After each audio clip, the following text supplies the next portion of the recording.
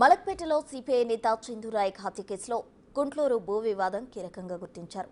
2022 సంవత్సరంలో Guntur X road వద్ద రావి నారాయణ రెడ్డి కాలనీ పేరు మీద గుడిసెలు వేయించారు చందునాయక్, యాదిరెడ్డి, రవీంద్రచారి. సుమారు 40 ఎకరాల్లో 10,000 గుడిసెలు వేశారు. ఒక్కొక్క గుడిసె 40 గజాల విస్తీర్ణంలో కట్టారు. గుడిసె యజమాని నుండి 40,000 రూపాయల వరకు వసూలు చేశారు. పట్టాలు వస్తే గుడిసెలే సొంతిల్లుగా మారుతాయంటూ వారికి మాయమాటలు చెప్పి డబ్బులు గుంజారు. ఎలక్షన్ సమయంలో బహిరంగ సభలకు ఈ గుడిసెలో ఉన్న వాళ్ళని తీసుకెళ్లేవారు. లక్షల రూపాయలు వెనకేసుకునేవారు.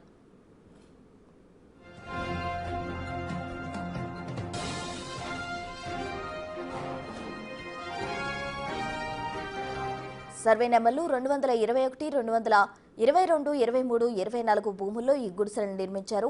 ఏహెచ్ వరకు 8 బ్లాకులుగా ప్లాన్ చేసి ఈ గుడిసెలు వేయించారు. ఒక్కొక్క బ్లాక్లో 600 నుండి 1,200 గుడిసెలు నిర్మించారు. 25 మంది 3 షిఫ్టుల్లో ఈ గుడిసె చుట్టూ సెక్యూరిటీగా ఉండేవాళ్ళు. సిపిఐ మీటింగులకు ఈ గుడిసెలో ఉండేవారిని తీసుకువెళ్లేవారు.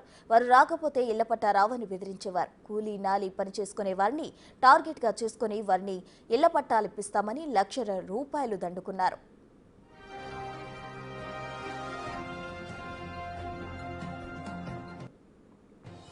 ఆ గుడిసెల్లో ఎవరు ఉండకపోయినా ప్రతి గుడిసెకు ఒక్కొక్కరు చొప్పున కాపలాగా ఎప్పుడూ అక్కడే ఉంటారు. ఆ గుడిసెలు నిర్మించుకున్నప్పటి నుంచి ఇప్పటి వరకు సుమారుగా 40 మంది ప్రాణాలు కోల్పోయారు. అనారోగ్యంతో కొందరు, ప్రమాదాల్లో మరికొందరు మృత్యువాత పడ్డారు. మిగతా వారు అసలు ఎలా చనిపోయారో కూడా తెలియదు. గతంలో ఫైర్ యాక్సిడెంట్ జరిగినప్పుడు సుమారు 200 గుడిసెల వరకు దగ్ధమయ్యాయి. ఈ ఘటన వెనుక చందునాయక్, రవీంద్రచారి, యాదిరెడ్డి ఉండొచ్చని అనుమానాలు కూడా వ్యక్తమయ్యాయి.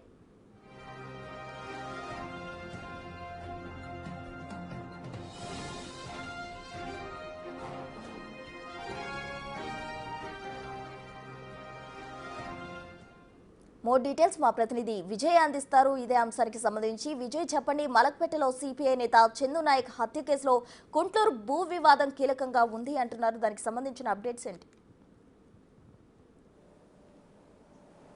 ఎస్ ప్రస్తుతం అయితే మలక్పేటలో మొన్న 5 రోజుల క్రితం 15వ తారీఖు ఉదయం జరిగినటువంటి హత్య ఏదైతే ఉందో సిపిఐ నాయకుడు చందు నాయకుని రాజేష్ అనేటువంటి వ్యక్తి కావాలనే పథకం ప్రకారమే కొంతమంది వ్యక్తులతో కలిసి రవీంద్రచారి అలాగే ఇంకొంతమంది యాదిరెడ్డి ఇలా కొంతమందిని గ్రూప్గా చేసుకొని అలాగే కొంతమంది నెల్లూరు నుంచి కూడా ఇద్దరు వ్యక్తుల్ని తీసుకొచ్చినట్టుగా తెలుస్తోంది. ఈ హత్యకు పథకం ప్రకారమే పథకం పన్నేందుకైతే ఇది పథకం ప్రకారమే హత్య చేసినట్టుగా కూడా ఇప్పటికే పోలీసులు కూడా గుర్తించి వారందరినీ కూడా అదుపులోకి అయితే తీసుకున్నారు.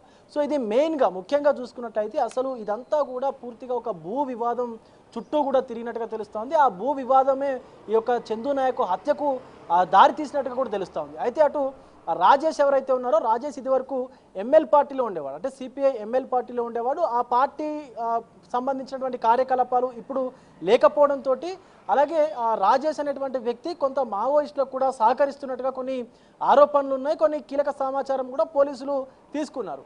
సో అప్పుడు 2020 ఆ టైంలో ఏం చేశాడంటే రాజేష్ ఇటు చందు నాయకుని కలిసి నన్ను సిపిఐ పార్టీలో జాయిన్ చేసుకోండి అంటూ కూడా కోరడం జరిగింది. కానీ చందు నాయక్ అయితే దానికి నిరాకరించిన తర్వాత పెద్ద నాయకత్వాన్ని పార్టీకి సంబంధించినటువంటి ముఖ్య నాయకుల్ని కూడా కలిసినప్పటికి కూడా పార్టీలోకి తీసుకోలేదు. అటు ఈ రాజేష్కు సంబంధించి కొన్ని ఇతర ఆయనకు అక్రమ సంబంధానికి సంబంధించి కూడా వాళ్ళ భార్యతో కలిసి చందు నాయక్ పట్టించినట్టు కూడా తెలుస్తుంది. సో ఇదంతా కూడా మనసులో పెట్టుకొని చందు నాయకుని రాజేష్ అండ్ రవీంద్రచారి ఇటు యాదిరెడ్డి ఇతరులంతా కలిసి కూడా మర్డర్ చేసినట్టుగా అంటే హత్య చేసినట్టుగా కూడా ఇప్పటికే నిర్ధారణ అయితే అయింది. పోలీసులు ఇప్పటికే వాళ్ళందరినీ కూడా అదుపులోకి తీసుకున్నారు. ముఖ్యంగా చూసుకున్నట్లయితే మనకు ఇదంతా కూడా గుంటూరులో ఉన్నటువంటి ఏదైతే రావి నారాయణ రెడ్డి కాలనీ పేరిట గుడిసెలు వేసుకొని ఏదైతే భూమి ఉందో ఆ యొక్క భూమి చుట్టూ ఇదంతా వివాదం అంతా నెలకొన్నట్టుగా తెలుస్తోంది. అయితే 2022 సంవత్సరంలో ఈ యొక్క రావి నారాయణ రెడ్డి అనేటువంటి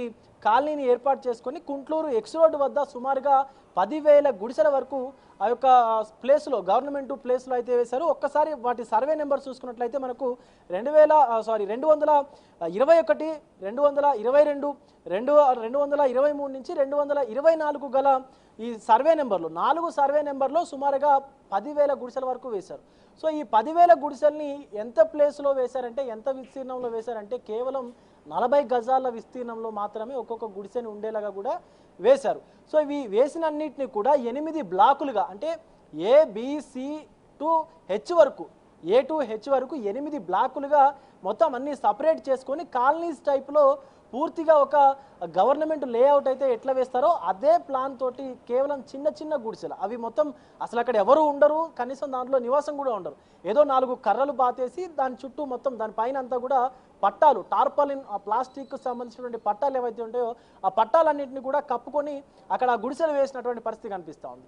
సో గతంలో ఈ 10,000 గుడిసెలు వేసిన తర్వాత దాంట్లో కొన్ని చిన్న చిన్న గుడిసెలు ఉండే, అంటే కేవలం 20 గజాలు, 15 గజాలు, అలాగే 25, 30 గజాలు ఉన్నటువంటి చిన్న చిన్న గుడిసెలన్నింటిని ఏం చేశారంటే వాటిని అన్నిటి పూర్తిగా తొలగించారు.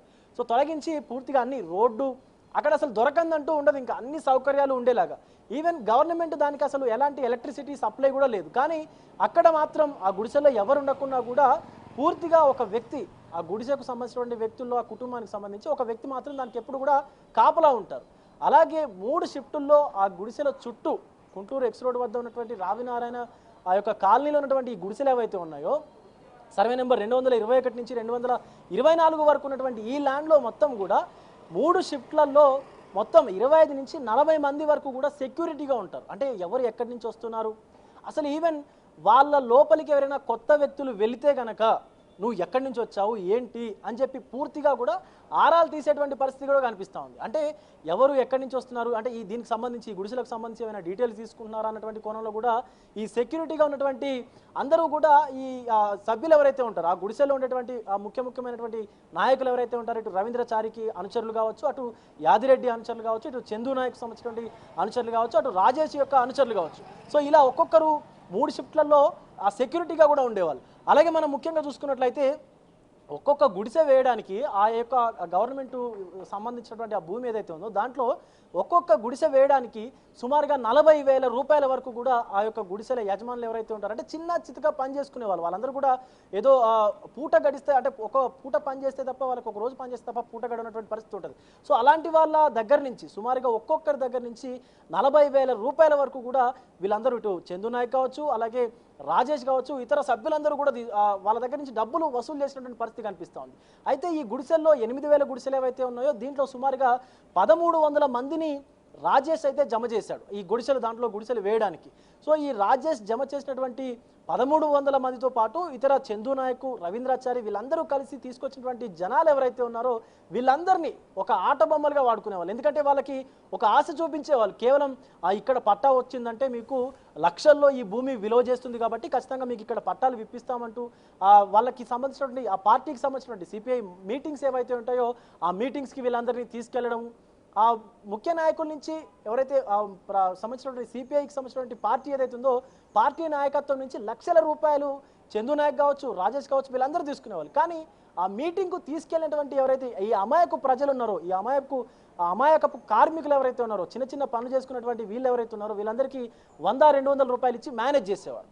సో ఇట్లా కొన్ని సంవత్సరాల నుంచి అక్కడ గుడిసెలు వేసి వాళ్ళందరినీ కూడా బెదిరిస్తూ, భయపెడుతూ, అంటే మభ్యపెడుతూ, ఇదంతా ఏంటంటే ఈ ఒక ప్లేస్కు లక్షల రూపాయల డిమాండ్ ఉంది, కోట్ల రూపాయల డిమాండ్ ఉంది కాబట్టి సో మీకు ఇక్కడ పట్టా వస్తుంది, మేము చెప్పినట్టు మీరు వినాలి, ఒకవేళ వినకపోతే మీకు ఇక్కడ పట్టా ఉంటుంది, మిమ్మల్ని ఇక్కడి నుంచి పంపించేస్తాం అన్నట్టుగా కూడా వాళ్ళని బెదిరిస్తూ అమాయకపు ప్రజల్ని కూడా ఇబ్బందులకు గురి చేసినటువంటి పరిస్థితి కనిపిస్తూ ఉంది. అలాగే గత కొంతకాలం క్రితం అక్కడ ఒక ఫైర్ యాక్సిడెంట్ జరిగి సుమారుగా 200 గుడిసెల వరకు కూడా దగ్ధమైపోయినటువంటి పరిస్థితి కనిపిస్తుంది. అయితే ఆ దగ్ధం అవడానికి ప్రధాన కారణం వచ్చేసి అక్కడ ఉన్నటువంటి ఫైర్ డిపార్ట్మెంట్, అలాగే అక్కడ ఉన్నటువంటి కమిషనర్ కూడా సంబంధించినటువంటి రాచకొండ కమిషనర్ కూడా ఇది కేవలము ఒక ఫైర్ యాక్సిడెంట్గానే చూస్తారు. ఎందుకంటే ఈవెన్ అక్కడ పవర్ సప్లై లేదు, ఎలాంటి కరెంటుకు సంబంధించినటువంటి ఆనవాళ్ళు కూడా లేవు. కానీ అక్కడ ఏంటంటే ఒక దేవుడి పటం ముందు, ఒక దేవుడి ఫోటో ముందు పెట్టినటువంటి దీపం ఏదైతే ఉందో అది ఆ టార్పాలిన్ పట్టాలకు అంటుకొని ప్రమాదం జరిగింది అన్నట్టుగా కూడా ఒక ప్రాథమిక దర్యాప్తు అయితే చేశారు. దాంట్లో